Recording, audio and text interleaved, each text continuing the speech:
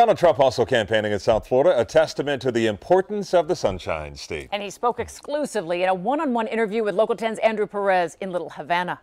It is down to the wire for Donald Trump. He knows that he needs Florida, so he spent a lot of the day visiting culturally significant areas here in South Florida before going further north. But first, he opened up in a very personal one-on-one with us. I'll tell you, what's going on in our country is unbelievable. Donald Trump making rounds in Florida, a must-win state for the presidential hopeful. He spoke to a crowd in Doral. You know, a very negative press, always negative press. Saying he's not being treated fairly by the media. He insists he's ahead, though, so we spoke to him one-on-one about it. Do you think that the media has been treating you unfairly all this time? Well, the media's been ridiculous, and everybody knows that. They actually admit it.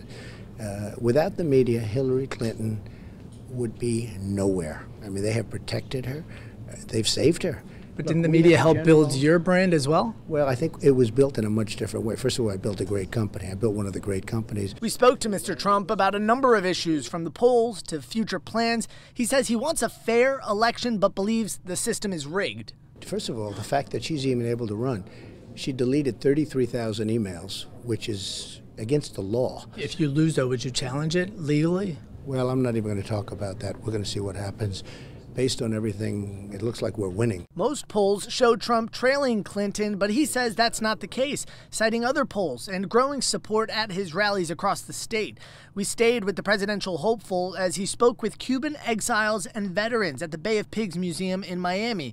They endorsed Donald Trump, taking a hard stand on Cuba. The way the deal is now, would you cut ties, diplomatic ties with Cuba if you were elected? Well, I would make it rough on Cuba until such time as a really good deal could be made for the Cuban people and for the United States.